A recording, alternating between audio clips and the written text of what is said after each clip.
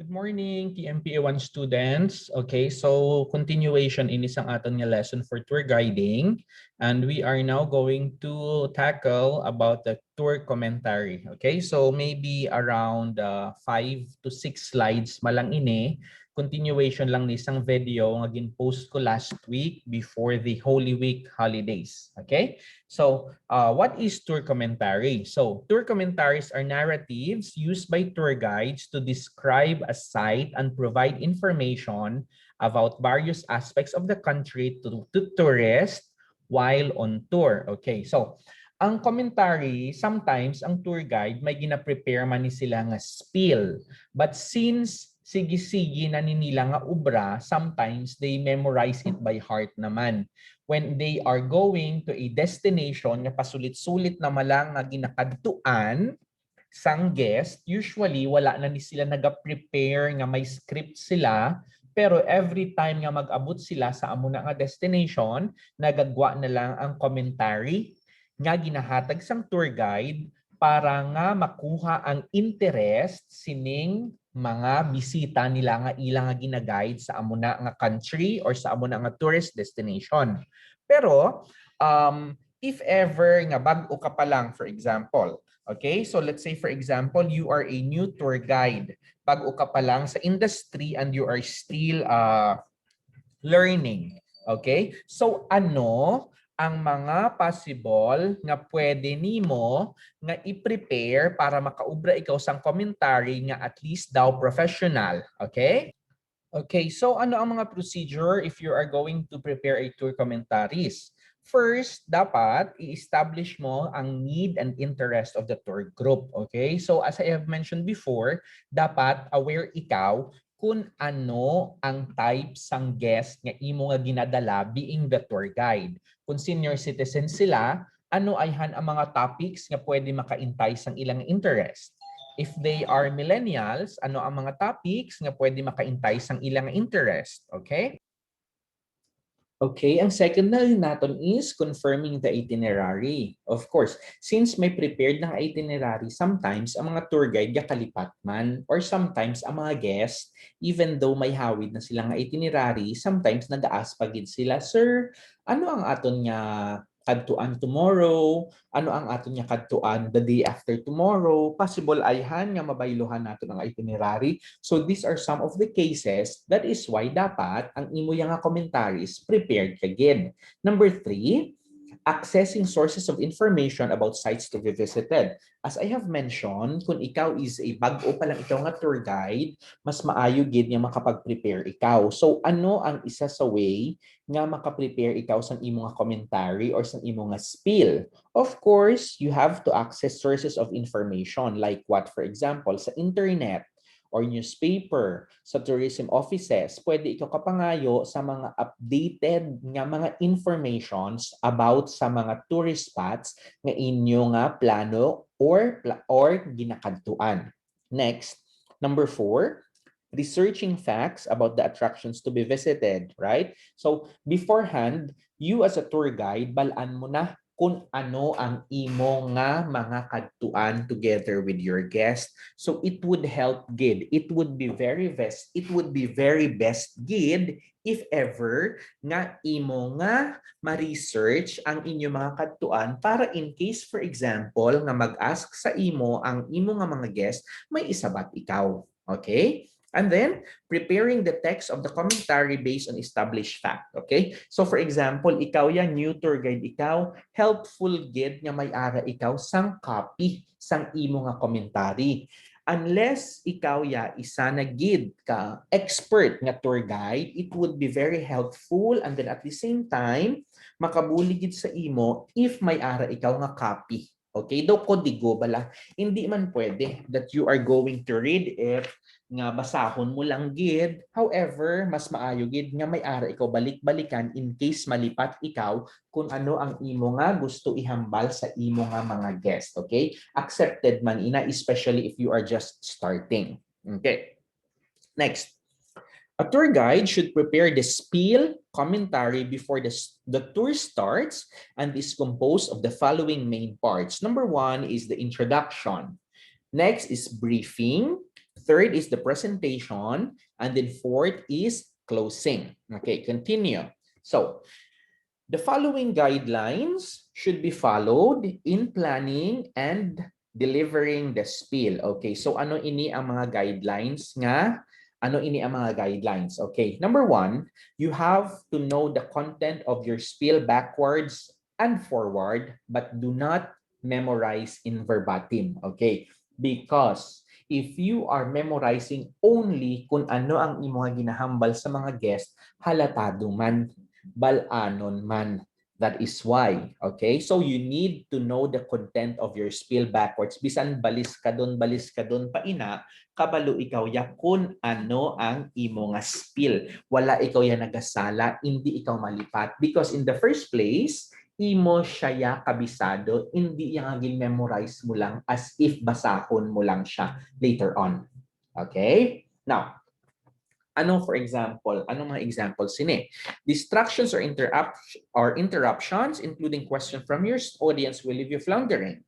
Instead, learn the concepts and meaning exhaustively and deliver them with an inflection that reflects both enthusiasm and authority. Okay. Number two, project the right body language. Okay. As we all know, kagbalaan gid naton, right? Okay. As we all know, balaan gid naton nga sometimes ang hindi naton mahambal makita naton sa body language. Okay? Ang hindi naton mahambal makita naton sa body language. That's why it is necessary again that you project the right body language. Okay? Stand up straight, convey confidence in your product as you pitch your spiel. Okay? Shake hands firmly but not too forcefully. Maintain confident eye contact, good body language. Okay.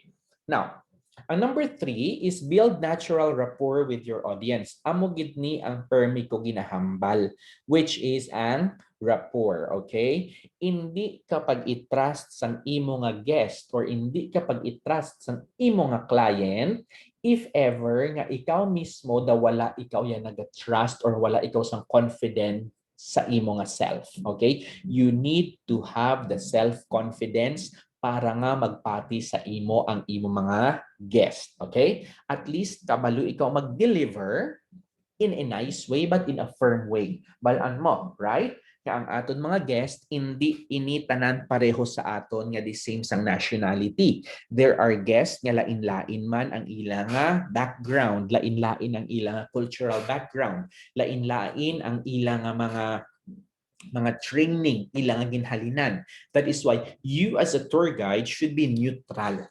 Okay? Hindi man ikaw pwede nga mahadlok sa ila, but then you have to be kind. Strict nga para mag-follow sila sa imong mga ginahambal, which is also for their own good, but be kind. Deliver it in a nice way, non-offensive way. Okay? Continue. Okay. Now, when you are delivering sa commentaries, isa ini sa aton mga ginalantaw nga kung ara ikaw sa transit. When you say transit is ongoing ang inyong biyahe. Okay? So number 1, confirm the interest and expectations of the tourists at the outset of the tour. Okay? So this is preparatory task done before the tour. Okay? So at least you check with the tourist, you check with the guest kung ano ang mga bagay-bagay na interesado sila during the time na nag-visit sila. Okay, sa destination. Okay. And then pagkatapos, here, on the way to the attraction, present the commentary in a conversational rather than noted or memorized manner. Okay, so para nga daw hindi bala maging boring ang inyong biyahe, especially if nagka-travel ka mo 2 to 3 hours or 3 to 4 hours, at least make a commentary, make some story nga daw conversational. Meaning some conversational is daw wala mo yung gina-memorize. Meaning daw gina-mention mo lang, talking to them as a friend. Daw ginahambal mo lang sa ila para at least nga sila mismo man maka-interact with you. Okay? Another one, make the commentary interesting. This is very important. Make the commentary interesting, relevant, simple, and delivered in a logical sequence. Okay, so ang commentary nyo should be interesting dapat, maka-entice dapat sa interest sa guest, okay? Relevant, okay? Relevant sa inyo nga ginakadtuan or sa group, simple and delivered in a logical sequence. Okay. Now, another here nga makita ko is to allow enough time at each stop to allow tourists to fully enjoy and gain information with private time at the stop.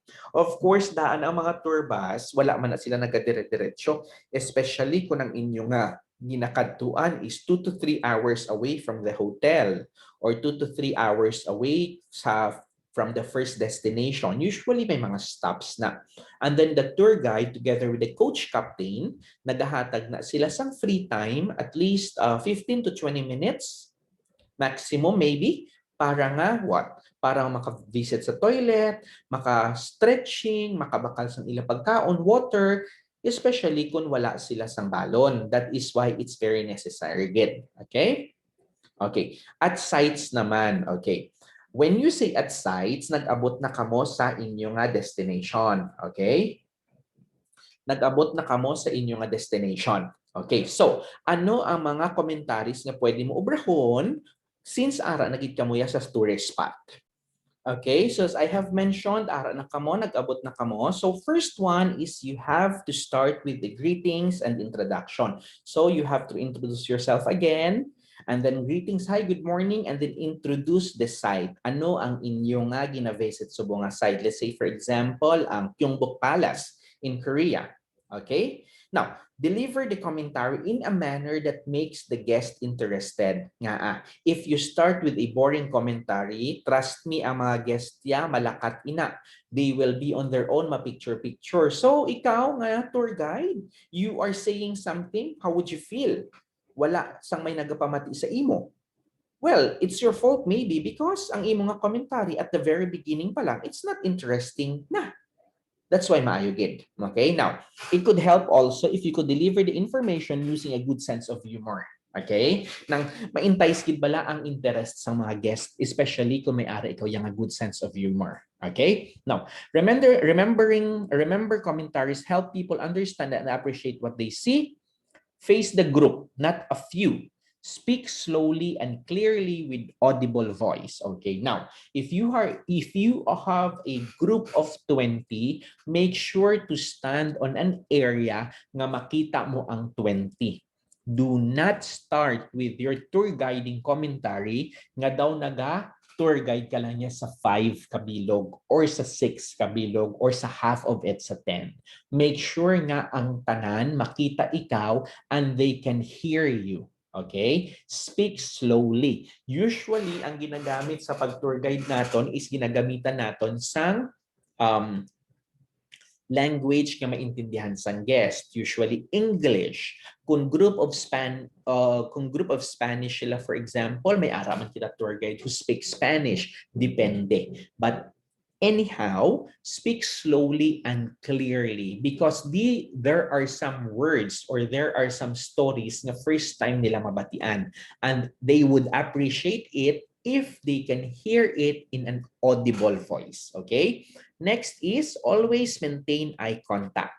After the commentary, prepare yourself for questions to be asked. May ara gidaya mamangkot sa imo nga mga guest. Can you please let me know kung kasano ini gintindog ang Gyeongbok Palace? What happened after the Japan-Korean War? And then after ano ang ginobra sang government para nga ma-restore ini. So these are some of the questions nga dapat prepared ikaw. Okay? Now, listen carefully to questions and other concerns, and please remember, never argue with the tourists. Okay? Do not argue. Do not engage with argument with the tourist. Okay, next. End your tour always by thanking the guest and wishing them a good day, good evening, good night. And then ang pinaka-last is to issue questionnaires to track the satisfaction level of each tourist and gain their feedback and recommendation. Of course, because previously na-discuss naton nga needed gid ini. Okay, ang feedbacks kag recommendations sa mga guest, especially if you are working in a travel agency nga ang company naga-require gid sang feedback sang mga guests sa ilang nga mga tour guides. Okay, continue. Now, fostering attention and participation. So tools for fostering attention and participation. Ang mga verbal naton ano? Voice pace, punctuation, articulation, voice pitch, voice volume, and paraphrasing. Ano naman ang mga non-verbal naton? So these are the gestures, posture, eye contact, facial expressions, and body language. So both of them are necessary when you are dealing with your guest. Okay? Now, ari i-take note nyo lang de, when you want the tourist to pay attention to your words, speak slowly. Okay? In an audible voice para nga maintindihan ikaw. Okay, now, fostering attention and participation, guys. Just please read this one. I will not, hindi ko na ni pag-i-discuss sa inyo. This is self-explanatory. Basahon nyo na lang. And then if you have some question, please do let me know. Paraphrasing. Okay. Gestures. Now, keeping tourists enthusiastic. Okay, now, to keep the group enthusiastic, the tour guide needs to, number one, to keep the commentary light. Okay, keep the commentary light, but do not be a stand-up comedian. Always modulate your voice for variation and emphasis. So needed ina. Number two, keep the narrations positive. Okay. Number three, personalize the information. Number four, know your audience and involve them. When you say know your audience and involve them, you are involving your audience to whatever nga pwede mo i-introduce sa imo mga guests. Make them participate sa mga question and answer. Make them answer sa imo mga question nga base may gusto sila ihatag. Or make them participate nga sa amo nga country, amo ni. So listen to them. So you let them participate sa imo nga commentary. Number five, be accurate and specific. Okay? Present information in a scholarly manner that is accurate and specific. Quiz the visitors on the commentary to add some entertainment and interest. It's very much, okay, needed. And then, developing rapport, cohesiveness, and order. Okay. Now, the following tips can help guides develop rapport and maintain cohesiveness and order during the tour. Okay. Number one, a guide should have a master of his subject. Tourists will respect a guide who knows his subject well. Very good. Next, adopt an attitude of friendliness and take responsibility for creating and maintaining harmony. That is why dapat ang tour guide should be friendly. Okay. Now, let visitors know that their enjoyment is of primary concern. Okay, so you have to let your guests know nga guys, ang aton diri nga pinaka-concern gid is you enjoy. Okay, so whatever ang aton diri obrahon is for you to enjoy. Okay, next. Respect is very important and a careful, concerned listener. Give clear instruction. A guide who says, we'll be leaving in about 10 minutes, guarantee a late departure. Okay? A clearer approach is to say, we will be departing at 11 sharp. According to my watch, it is not 10:40. Okay, so when you say, we will be leaving in about 10 minutes, so pwede nga in 8 or 7, but when you say, we will be leaving 10:15 in the morning, do not be late. So that's very specific, right? So ang mga guest mo would know that you will leave by 10:15. Okay.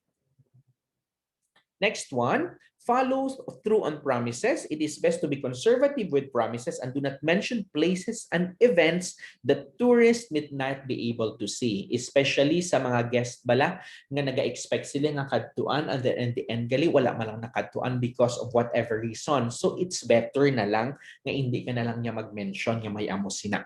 Okay. And another one is avoid playing favorites. treat everyone the same. This can often be difficult since guides like all have preferences, but as much as possible, treat everyone the same, nga wala sang favoritism. Okay? Para nga hindi magselo-selos ang imo yung mga guests. Nga ang si Juan de la Cruz lang niya ang permi ginaistorya sa aton nga guide man. Nga akitaya wala niya ginaistorya or ginahambalan. Okay? So amo sina. Okay, keeping your spiel up to date. Continue now. Ang next natin is guiding tourists with special needs will be discussed in our next lesson.